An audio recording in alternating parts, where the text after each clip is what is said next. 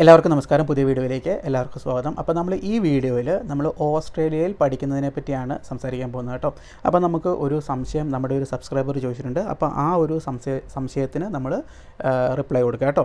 അപ്പോൾ ഇതാണ് സംശയം. ചേട്ടാ, ഞാൻ നാട്ടിൽ നിന്ന് ഓൾറെഡി ഒരു ബാച്ചിലർ ഡിഗ്രി കഴിഞ്ഞ ആളാണ്. ഓസ്ട്രേലിയയിൽ വന്നിട്ട് ഒരു നല്ല ഫീൽഡിൽ ഒരു ബാച്ചിലർ ഡിഗ്രി ചെയ്യുന്നതിനെപ്പറ്റി എന്താണ് അഭിപ്രായം? അപ്പോൾ ആദ്യം തന്നെ എൻ്റെ അഭിപ്രായം പറയാം. അഭിപ്രായം എന്ന് പറഞ്ഞു കഴിഞ്ഞാൽ, നിങ്ങൾ ഓൾറെഡി നാട്ടിൽ നിന്ന് ഒരു ഡിഗ്രി കഴിഞ്ഞ ആളാണെങ്കിലും ഇവിടെ വന്നിട്ട് ഒരു ഇൻ ഡിമാൻഡ് ഫീൽഡിൽ ഒരു ബാച്ചിലർ ഡിഗ്രി ചെയ്ത് കഴിഞ്ഞാൽ ഇവിടെ നിങ്ങൾക്ക് ജോലി കിട്ടാനുള്ള ചാൻസസ് ഒക്കെ ഉണ്ട്.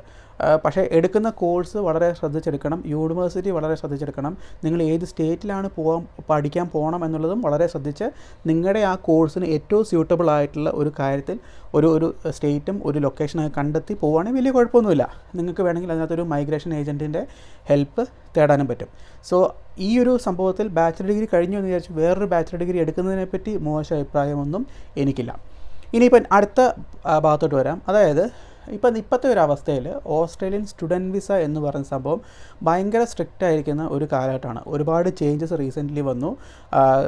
അതായത് ഇപ്പം ജെനുവിൻ സ്റ്റുഡൻറ്റ് ക്രൈറ്റീരിയ എന്ന് പറഞ്ഞൊരു ക്രൈറ്റീരിയ മീറ്റ് ചെയ്യണം. അതായത് അത് നിങ്ങൾക്ക് ഇമിഗ്രേഷന് മാത്രമല്ല യൂണിവേഴ്സിറ്റി തലത്തിലും നിങ്ങൾ അഡ്മിഷൻ്റെ സമയത്തും നിങ്ങൾക്കൊരു പ്രൊവിഷണൽ ഓഫർ തന്നാലും ഒരു കൺഫർമേഷൻ കിട്ടണം എന്നുണ്ടെങ്കിൽ നിങ്ങൾ ഈ GS ക്രൈറ്റീരിയ മീറ്റ് ചെയ്യണം.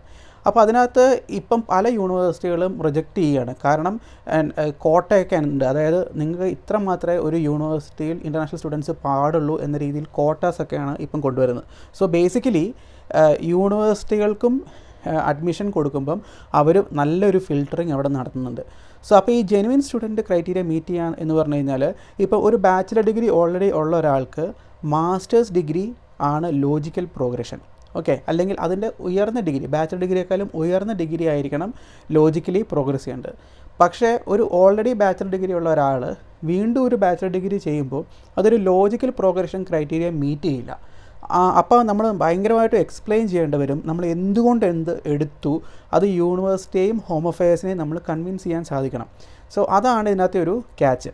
സോ ബേസിക്കലി ഐഡിയ കുഴപ്പമില്ലെങ്കിലും ഇത് എക്സിക്യൂട്ട് ചെയ്യാനുള്ള കുറച്ചൊരു ബുദ്ധിമുട്ടുണ്ടാവും, കുറച്ച് റിസ്ക്കുകളുണ്ടാവും. സ്റ്റുഡൻറ്റ് വിസ റിജക്റ്റ് ആവാനുള്ള ചാൻസ് ഉണ്ട്. അപ്പം ഓൾറെഡി ഒരു പ്രാവശ്യം റിജക്റ്റ് ആയി കഴിഞ്ഞാൽ വീണ്ടും അഡ്മിഷൻസിന് യൂണിവേഴ്സിറ്റികൾ തരാത്തൊരവസ്ഥയുണ്ട്. സോ അങ്ങനെയൊക്കെയുള്ള പ്രോബ്ലംസ് ഉണ്ട്.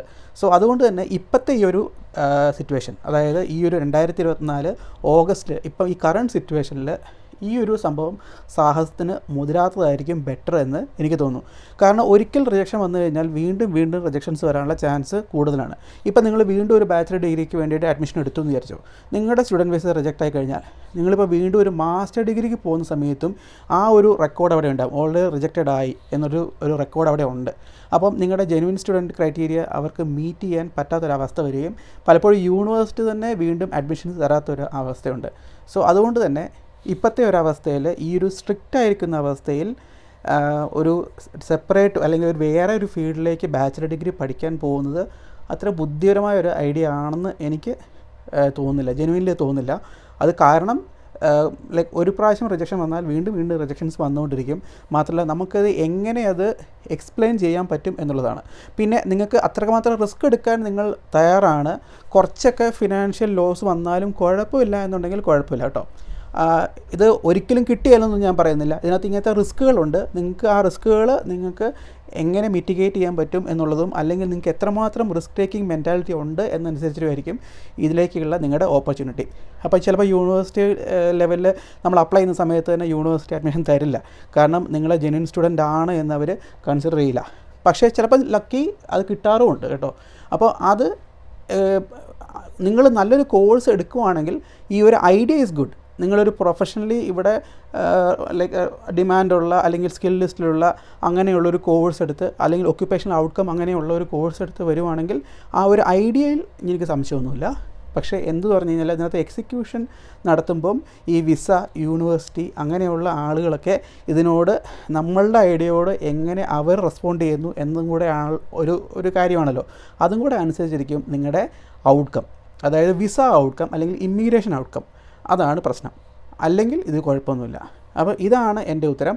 നിങ്ങൾ റിസ്ക് ടേക്കിംഗ് പറ്റുന്ന ഒരാളാണ്, നിങ്ങൾക്ക് കുറച്ചൊരു ഫിനാൻഷ്യൽ ലോസ്, അതായത് ഇപ്പോൾ നമ്മൾ യൂണിവേഴ്സിറ്റി അഡ്മിഷൻ എടുത്തു, നമ്മൾ വിസയ്ക്ക് വെച്ചു, അത് റിജക്റ്റായി കഴിയുമ്പം നമുക്ക് മുടക്കിയ 100% പൈസയും നമുക്ക് റീഫണ്ടായി കിട്ടുമൊന്നുമില്ല. അവിടെ ഇവിടെയും ചെറിയ ക്യാച്ചും അല്ലെങ്കിൽ ചെറിയ ചെറിയ സർവീസ് ചാർജും വിസ ഫീസ് അങ്ങനെ കുറച്ച് പൈസ നമുക്ക് എന്നാൽ ലോസ് വരും. ആ ലോസ് നിങ്ങൾക്ക് ഓൾറൈറ്റ് ആണ് എന്നുണ്ടെങ്കിൽ മാത്രം ഈ ഒരു പരിപാടിക്ക് ഇറങ്ങി തിരിക്കുക. ഓക്കെ, കാരണം 100% ഒരിക്കലും ഞാനത് ഗ്യാരണ്ടി ചെയ്യില്ല. ഇങ്ങനെ തന്നെയാണ് എല്ലാ കോഴ്സുകൾക്കും, ഇങ്ങനെ തന്നെയാണ്. ഇപ്പോൾ MSc പോകുന്ന ആളുകൾക്കും, അതായത് BSc കഴിഞ്ഞു അല്ലെങ്കിൽ ബാച്ചിലർ ഡിഗ്രി കഴിഞ്ഞ് MSc പോകുന്ന ആളുകൾക്കും ഇങ്ങനത്തെയൊക്കെ റിസ്ക്കുകളുണ്ട്. പക്ഷേ ഇങ്ങനെയുള്ള കേസുകൾ ബാച്ചിലേഴ്സ് ആഫ്റ്റർ ബാച്ചിലേഴ്സ് എന്ന് പറയുമ്പോൾ കുറച്ചും കൂടെ റിസ്ക് കൂടുന്നതായിട്ടാണ് എനിക്ക് തോന്നുന്നത് കേട്ടോ. അപ്പം ഈ വീഡിയോ ഇഷ്ടപ്പെട്ടെന്ന് വിചാരിക്കുന്നു. ഇതുപോലുള്ള വീഡിയോസ് നിങ്ങൾക്ക് ഇഷ്ടമാണെങ്കിൽ കമൻറ്റ് ചെയ്യുക. വീണ്ടും പുതിയ ഇൻട്രസ്റ്റിംഗ് വീഡിയോസായിട്ട് വരുന്നതായിരിക്കും. മാത്രമല്ല, നിങ്ങൾക്ക് വേണമെങ്കിൽ ഇൻസ്റ്റാഗ്രാമും ഫേസ്ബുക്കും പേജസ് ഞാനിതിൻ്റെ മേലെ ഇട്ടിട്ടുണ്ട്. അത് നിങ്ങൾക്ക് സ്ക്രീനിൽ നോക്കിയിട്ട് നിങ്ങൾക്ക് ID നിങ്ങൾക്ക് സെർച്ച് ചെയ്യാം കേട്ടോ. എന്നിട്ട് ഫോളോ ചെയ്യാൻ താല്പര്യമുള്ളവർ ഫോളോ ചെയ്യുക. അപ്പം താങ്ക് യു.